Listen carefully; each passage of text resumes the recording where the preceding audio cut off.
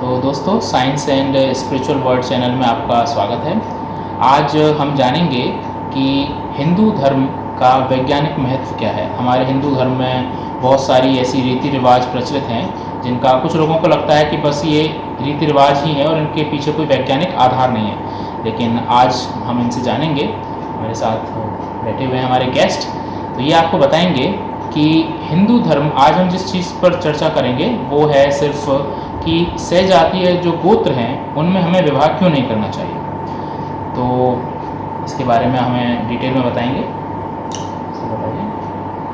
देखिए, एक्चुअली बात कर रहे हैं अपन हिंदू धर्म की, और हिंदू धर्म में भी अपन अगर लेके चलें कि ये सनातन धर्म है, ये जो हजारों सालों से चला आ रहा है। इसकी जो भी मान्यताएं हैं वो पूर्णतः वैज्ञानिक आधार पर हमारे ऋषि मुनियों ने, हमारे उस समय के समाज शास्त्रियों ने निश्चित की हैं कि किस तरीके से अपन को आगे अपनी संतति को विकसित करने के लिए और अच्छे अच्छे गुणों से युक्त करने के लिए एक तरह से सेम जाति में या एक गोत्र में या एक वंश में आपस में विवाह ना हो। उसके पीछे एक पूरा उनका अध्ययन रहा है। उस समय उनकी जो भी रिसर्च का तरीका रहा होगा वो रहा है। कई कारण रहे उसमें कि अगर मान लीजिए कोई भी स्त्री पुरुष एक ही वर्ग से आते हैं, एक ही समाज के हैं, या कहें अपन एक ही वंश के हैं, और वो आपस में विवाह करते हैं, तो उनके जो संतति आएगी अगली वाली, तो उसमें ज़्यादा संभावना है कि जो उनके आनुवंशिक दोष हैं जो उनके माता पिता में रहे हों, तो उनके आगे आने के, अगली पीढ़ी में आने के चांसेस बहुत ज़्यादा होते हैं। इससे सिद्ध हो चुका है कि जो बीमारियां हैं वो अगली पीढ़ी में ट्रांसफ़र होती हैं, क्योंकि जीन्स के तहत ये जीन्स जो सेपरेशन होता है, दोषित जीन्स जो होते हैं वो ट्रांसफ़र हो जाते हैं अगली पीढ़ी में। तो एक तो इससे बचाव है। दूसरा, इसका पॉजिटिव एस्पेक्ट अपन देखते हैं, इसका सकारात्मक दृष्टिकोण देखते हैं इसके। तो इसमें क्या है कि जब अपन एक वर्ग विशेष से हट करके या एक वंश से हट करके आपस में विवाह करते हैं स्त्री पुरुष, तो उनकी जो संतान होती है उसमें विभिन्न तरह का उसका आयाम बहुत विस्तृत होता है। बीमारियां नहीं आना, ये तो एक चलो एक सीमित मुद्दा हो गया, एक पार्ट हो गया। अच्छी बात है कि बीमारियां ना आए, लेकिन जो खुलना चाहिए, आयाम मिलने चाहिए उनको, पीढ़ी को, वो तभी संभव है जब दो सभ्यताएं कह लो या दो अलग अलग वंश कह लीजिए आप, वो आपस में मिलेंगे। उनके जो जीन्स हैं उनका, उनसे नई संतति जब पैदा होगी तो वो ज़्यादा खुलापन होगा, उसमें विचार अलग होंगे, अलग विचार होंगे, क्रिएटिव होंगे, सृजनात्मकता होगी उनमें। इस तरीके से नई आदतें होंगी और कोई नई चीज़ों को वो जनरेट कर सकते हैं। उनमें वो पुरानी जो रूढ़िवादी चीज़ें हैं उनसे ऊपर उठेंगे, मोर फ्लेक्सिबल माइंड्स होंगे उनके। हाँ, तो मैं तो ये कहूँगा कि आजकल एक्चुअली जो समाज में चल रहा है ना कि एक जाति में विवाह, सजातीय विवाह तक भी मेरी तो सहमति नहीं है।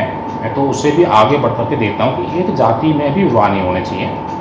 इवन जाति को भी आप और अपन ऊपर बढ़ते हैं तो ज़्यादा, मतलब एक तरह से सीमाओं को भी तोड़ दिया जाए। समझ अपन लेके चले कि विश्व ही एक पूरा समुदाय है।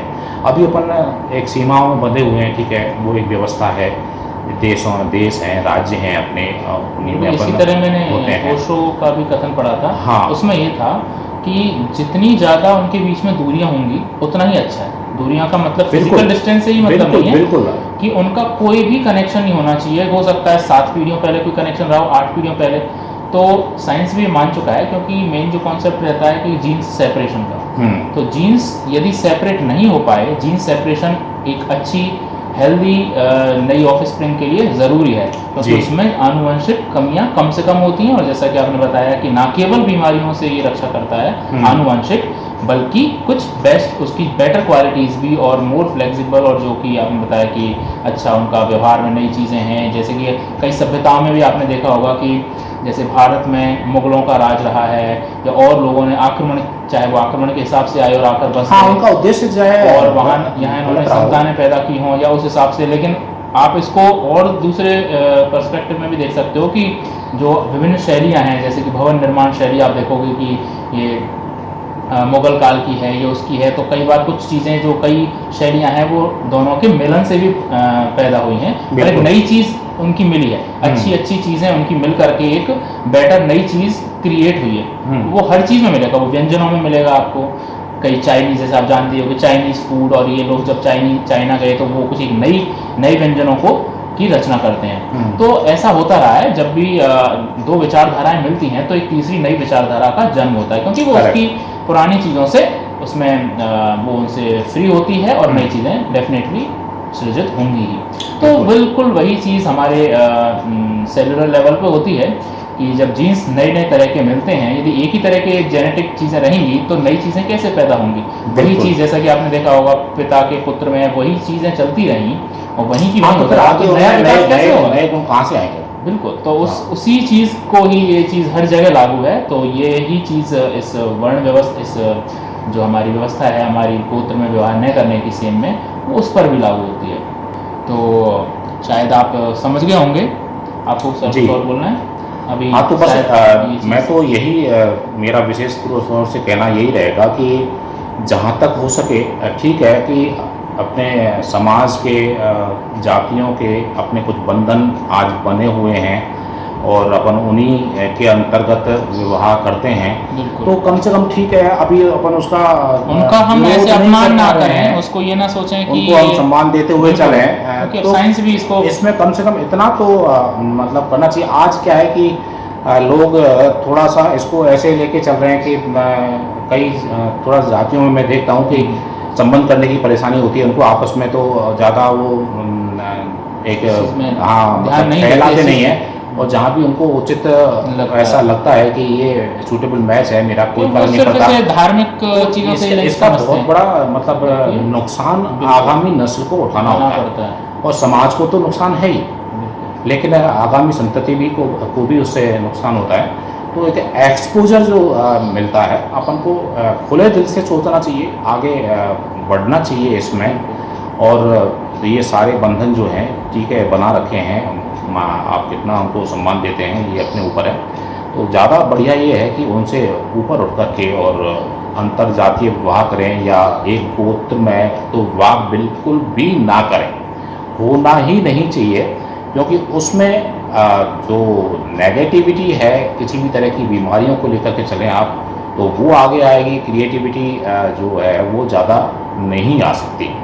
वो सारी चीज़ें आप प्रूव हो चुकी हैं अभी। हाँ, ये तो साइंटिफिकली धर्म का मुद्दा नहीं रह गया है। हाँ, डिस्कवरी चैनल की एक रिसर्च हुई थी, इसमें उन्होंने भी बताया था कि वेस्टर्न जो कंट्रीज हैं, कल्चर है, वो तक इसको अब मान रहे हैं कि ये हिंदू धर्म में या सनातन धर्म में जो विवाह है, कम से कम अपन कई जातियों में अलग अलग है, अपन एक जाति विशेष को ना लें तो कोई बात नहीं है, लेकिन जैसे ऋषियों को लेते हैं कि कई एक जाति विशेष में भारद्वाज या गौतम ऋषि या आत्रेय ऋषि, ये जो मुनि हुए उनकी संतति हैं, तो वो अगर मान लीजिए उसी संतति में विवाह होगा तो वो एक तरह से यूँ मान के चलिए बड़े स्तर पर कि हाँ वो सेम है, और उनके अंदर कहीं ना कहीं जीन्स सेम आएंगे ही। बिल्कुल। तो इसीलिए गोत्र आपने देखा होगा, गोत्र की जैसे भरद्वाज ऋषि के गोत्र हैं, तो वो माना जाता है कि सबके वो वही उन्हीं की पीढ़ी की ही संतान है सभी, तो उन्हीं की संतान होने की वजह से ये मान लीजिए एक तरह से, तो वो मान के चलिए कि उनमें सेम जीन्स होंगे ही।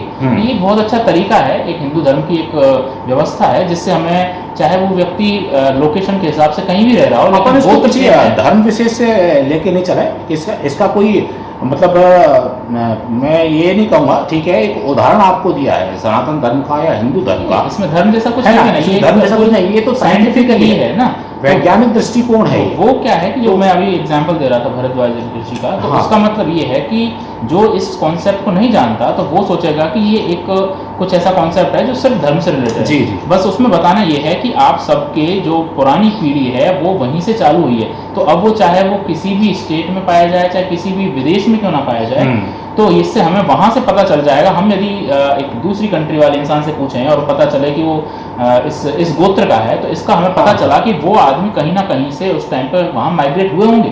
तो ये जो सिस्टम है ये हमें हेल्प करता है।